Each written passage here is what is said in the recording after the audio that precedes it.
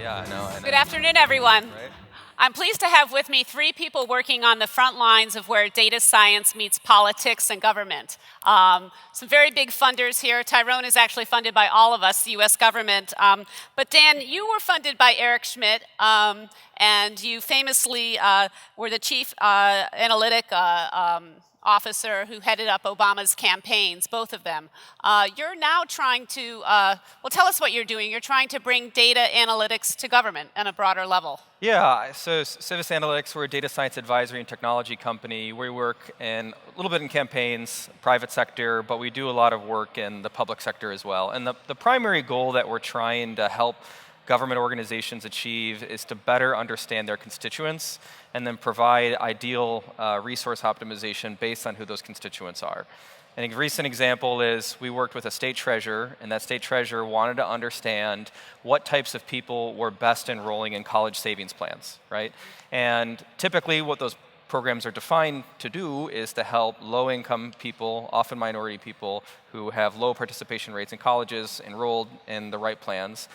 Through the analytics that we were able to do, we were able to figure out that many benefit programs are actually used as tax shelters for people who aren't actually the targets of those programs in order to help them kind of reconfigure the benefit and then the marketing around that. So overall, we help organizations, specifically the government, better understand people and figure out how they can use their resources to serve them more efficiently. Mm-hmm. So you're doing some politics, but really mostly work at the governmental level now. Government and private sector, but the government is a big part of what we're doing. Mm-hmm. Mm-hmm.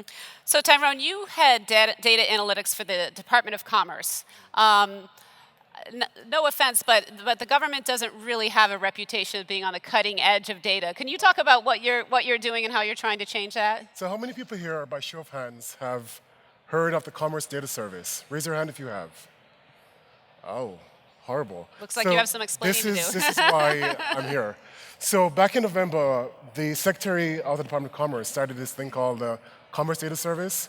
And our mission is to make sure that the initiatives, the data science initiatives at all the different bureaus, there are 12 of them, everything from the Weather Service, which is in NOAA, the National Oceanic and Atmospheric Administration, to the Census, to the standards body NIST, to BEA that does GDP calculations, to NTIA that organizes broadband and spectra, like we make sure that their initiatives are successful. Mm-hmm. And we want to fundamentally change the way people interact with the products coming out of the Department of Commerce itself.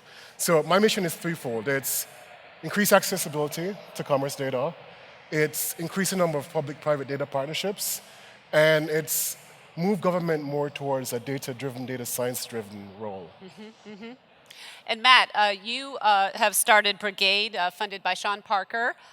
You're trying to foster civic engagement among people from different parties, from the same parties. They're probably very busy right now. We are, yeah. It's kind of a crazy time for us. So we're coming at the problem from the other side. We're starting with voters and trying to help them make sense of the political system that represents them. We connect them around the districts they live in, their fellow constituents, and give them a safe space to discuss and debate issues, surface the issues that matter most to them, and then begin to understand who represents them and how their views align with those elected officials. And certainly for this November, we hope to use that data to help people vote collectively for the candidates who best represent their values. Mm-hmm, mm-hmm. So you're in a way trying to be like the LinkedIn of politics in some respects? Not a bad analogy.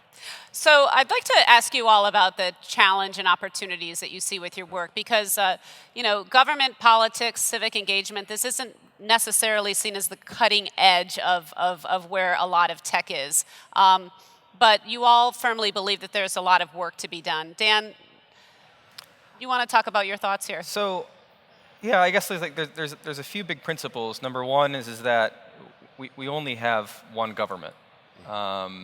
And this guy is more important than you're more important. Yeah, no, you're more important. But we only have one government. Mm-hmm. We give that government an incredible amount of resources and then entrust them on our behalf to be effective, and then we ask them to do their job, right? The kind of potential that we have as technologists, as civil servants, et cetera, is not just to create a kind of a more effective government agnostically. It is that the government is that the primary means of helping people who are the least fortunate, for maintaining the security and the defense of our country, for making sure that we have public infrastructure, but ideally for making sure that we have a fair and effective society.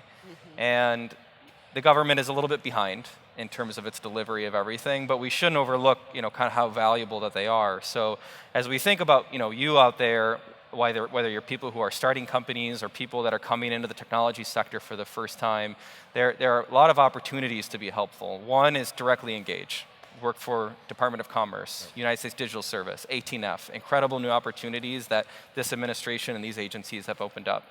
Second is the government is doing a lot of work at the state and local level and the federal level to open up participation to new types of companies, startups, medium-sized companies, kind of outside the kind of traditional government contracting industrial complex. And third is on a volunteer basis with your state and local government, increasing capabilities, whether through hack weeks or whatever, to kind of participate as technologists to create more effective governance. And I think the last 2 years, especially since the kind of demise and resuscitation of healthcare.gov, we've seen kind of growing interest, growing capabilities, and for people who are really interested in being involved, there's kind of those three big opportunities to really have an impact. So just to add to what Dan just said, there around 320 million Americans, according to the US Census Bureau. And the government that we have right now actually produces products that impacts every single person here.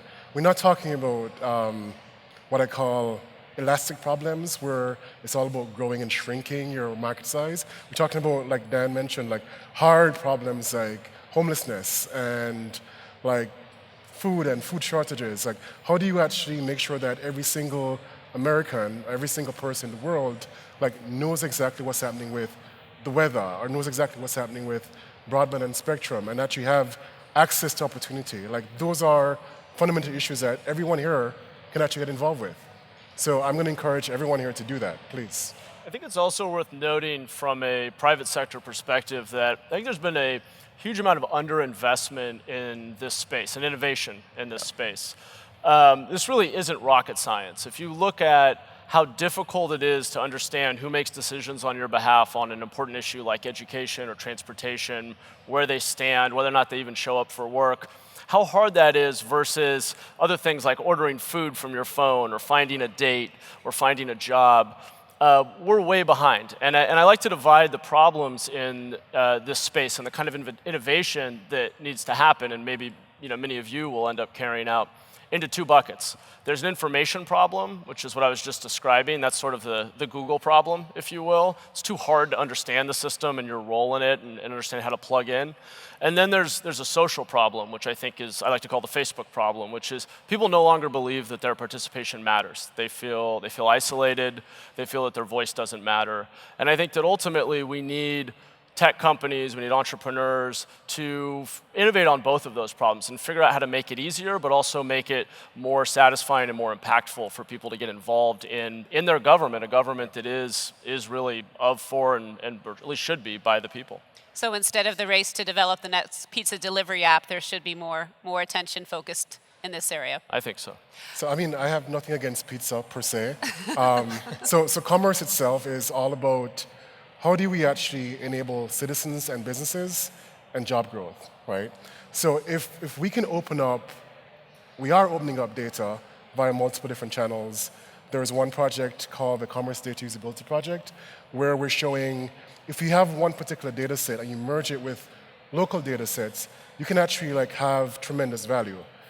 Particular example, if you wanted to find the right customers, the customers that you want to engage with, you can actually use Census American Community Survey data, merge it with your local data sets, and have it right there. And we have a tutorial that shows you how to do this within 2 or 3 minutes. Yep. You can leverage that. You can actually do that. You can use that in hackathons or wherever you're actually going to solve your local civic issues.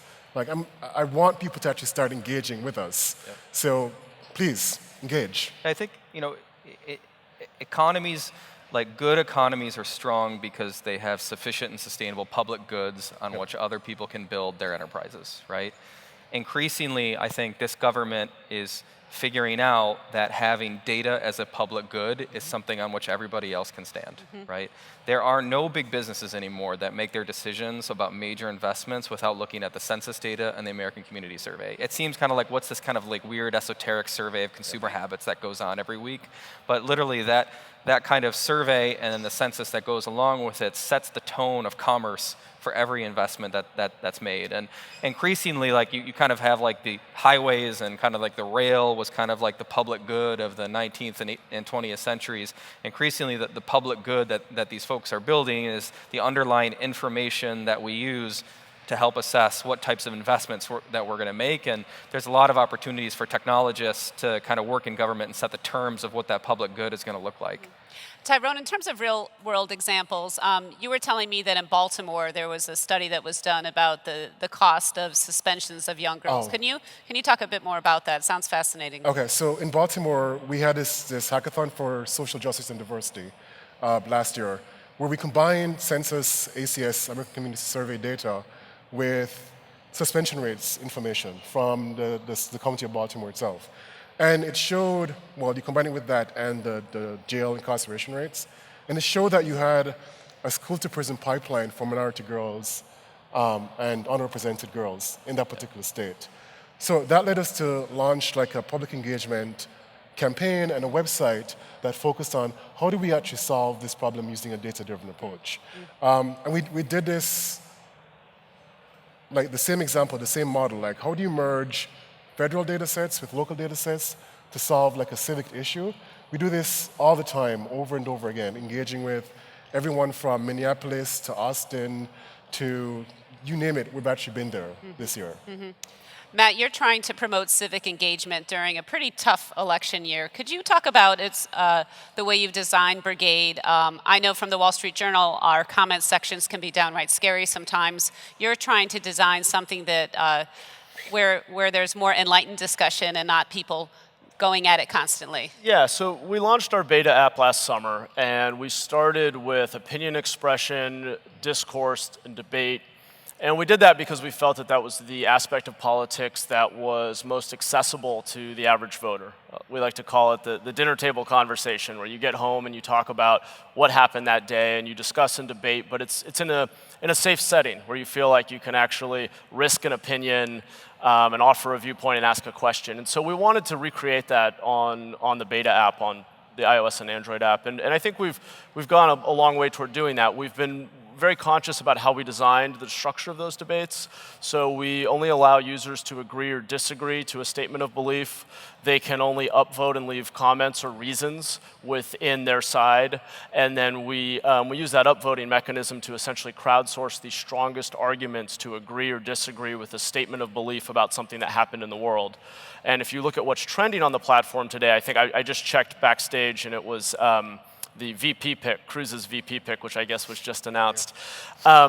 So you get a little bit of context on what just happened in the world, and then you're able to dive in, express an opinion, and engage in structured discourse that hopefully is productive and informative and safe enough. And then we can use that data down the road to show people what other voters they align with, which candidates they align with, and start to make smart recommendations about how they may want to vote or do advocacy in a non-election year. So you all are obviously very enthusiastic about data, but there are some problems right now in terms of availability of data. Dan, you were saying earlier that we're trying to measure the U.S. economy. We're using Commerce Department data when really we should be looking at visa data. And could you talk about just the data problems that exist? So there are many. So it's interesting because if you look at the ACS data, which is kind of like the repeated survey of kind of consumer activities, there's a lot of kind of like variance in terms of spending habits month by month by month. And if you look at GDP figures, you see the economy goes up, it goes down, it goes up, it goes down, which when you think about it, it's kind of hard to understand for a $15 trillion economy, how is there 2 to 3% points in variance, even seasonally adjusted, right? Yeah. But if you look at some of the micro data from credit card companies, you see much smaller variance, right? And the kind of like promise, I think, of the next coming years is how can we introduce new sources of data, even private sector data, to help influence our understanding of the overall economy, whether that's kind of spending changes in terms of trends of consumer spending, whether it's business investment, whether it's all these other types of things. And this is more or less conjecture, it's not really established, but over the next few years, I hope what we're going to see is some amount of partnership between the government and private corporations at establishing, kind of common understanding of where the country is based on best available information, which in many cases is not within the government, who traditionally had a kind of monopoly on that, but within private sector institutions that have a more fundamental understanding of some of these things. And on the public side, maybe I can lobby Tyrone for this. I'd love to see open source, near real-time data on who your reps are, what committees they're on, what legislation they're supporting, not just at a federal level, but for the long tail of 520,000 elected officials in the US who represent you on a variety of important decisions and allocate up to about a third of GDP through local government. Dan said earlier that we have one government. We do, but it's broken into 85,000 local governments that don't use standard formats for reporting data, don't coordinate, and are often very slow to update their data. And it's not their fault. We need to support them with resources. We need to encourage them. But without that data infrastructure, it's hard for civic tech entrepreneurs to build great products for citizens. And there's no one source now to find that information. For a lot of that information, there's no one definitive source, and certainly not one that maps it to the voter based on the districts he or she lives in. Tyrone? So there's hope, there's progress. We made baby steps with data.gov. We're making baby steps with initiatives within Commerce itself. I can tell you that the executives within Commerce are already thinking about this. The changing spending patterns are changing in the way people live their lives right now, and figuring out how do we actually make sure that the measures that drive the economy or tell what the economy is are representative long term. So there's hope. There's promise on the horizon. I just can't speak to what. You could see things some are. more private-public partnerships. And all is not lost. I mean, the government is doing some amazing things in terms of whether it's the precision medicine program through NIH, the National Cancer Institute funding, maybe not in some kind of like the agencies that are kind of well known by the public, but there are some programs that are very innovative where there's some incredible progress in how they're using data. They're a little bit more quiet, but in terms of the underlying health infrastructure for our country, which is important, there have been some major progress over the last 10 years. So there's this one project within Census called City SDK that is a platform like middleware that allows you to plug in or merge local data sets with federal data sets from whether it's Census or DOI or DOE, and actually solve like a local civic problem. Like many people are not aware of it. Many people are not aware of the small wins and like the progress we're slowly making. But like we're thinking about this and we're doing stuff. We're not marketing it well enough. That's the problem. So it's obviously election season right now, and we had a very big night last night. And Dan, given your political experience, you were saying that that actually many months ago you saw a lot of the Trump phenomena happening. And I wanted to call a couple of slides up, if that's possible, just so you could help us give a sense of just using data, if you were looking at data as you were a few months ago. And I know you're not in a great position, but what did you see that tells us about where we are today? So apart from kind of the science of understanding kind of civic engagement, there's a science of understanding an election, and this is kind of a timeline of the election over time. Trump is in orange, Carson is in blue, and this kind of represents an overall evolution of how this primary has gone. So data science gives us perspective not just in terms of government, but better understanding elections and how people can better engage. This is December, this is Trump who's in orange, and then over time, the nomination has more or less kind of moved to closure beginning in December, and it hasn't kind of changed much since then. In terms of better understanding him and his performance, because I think there's a lot of people in this country right now, not projecting my politics on anyone in this room, but are just kind of sitting there going like, oh my God, how did this happen? It's important to understand. In 2012, 18 million people participated in the Republican primary. 130 million people participated in the general election. right? So there's a big difference. It's 14% as large. And if you go to the next slide, if you kind of take Republican primary voters and you index them based on turnout, their likelihood to turn out and their partisanship being more Democratic or more Republican, what Trump has been able to do is essentially to build a coalition of voters that are very different from a traditional Republican electorate. And as a result, he's been able to build a critical mass of support from, frankly, a more diverse set of people. And so this is a great example of the way that we're kind of using similar classes of data to better understand who's engaging in the process, who's not. Trump, I think people in history will look back on this as an interesting case. I hope in the right way. The election turns out in the right way, but don't take my bias. But this is kind of an example of a way that we've used this to kind of understand how Trump has done better than some of his competitors and has more or less kind of locked up the Republican nomination at this point. So you're not that surprised, in other words? No, I don't think so. No. And Matt, what are you, in terms of Brigade, what are you seeing in terms of trend lines? Obviously, just in the past hour, there's the VP talk, but what are your users telling you about the way they're interpreting the election? It's interesting, when we launched the beta product, we immediately saw a spike in Bernie supporters, which I personally wasn't, maybe I should have, but I wasn't expecting, and it was way over-indexed on Bernie supporters. In part, we skew younger, so that's probably partly explains that. But interestingly, most of the discourse was actually around issues last summer, which was always our hypothesis, that people would follow things in the news and talk about national security or public safety or various issues that were trending in society. And as we've gotten closer to the conventions, we've seen a shift toward more engagement around electoral politics, which is kind of abnormal, actually. Part of our premise is that most of the time, the way to reach people is through the issues that they care about, the values they have, what's happening locally around them. But at this moment, this is kind of this special moment where the biggest media event in the world is the US presidential contest. As Dan said, 130 million or so Americans will participate this November. So people are definitely tuning in. I'd like to see the debate be more substantive, but certainly amongst our users on Brigade, it is very substantive, and hopefully we can reach more voters and move more low information voters to people who have a really well-formed opinion on what issues they're planning to vote on. We have a room full of entrepreneurs out there. Just quickly before we wrap up, Tyrone, do you have any advice for them, please, that they join the government to help make tech the North Star of the government? So I'm going to be severely biased here and say, if you have a passion, if you have a mission, figure out where that mission lies within the federal government and how you can actually impact either the Department of Ed or the Department of Health and Human Services or Commerce.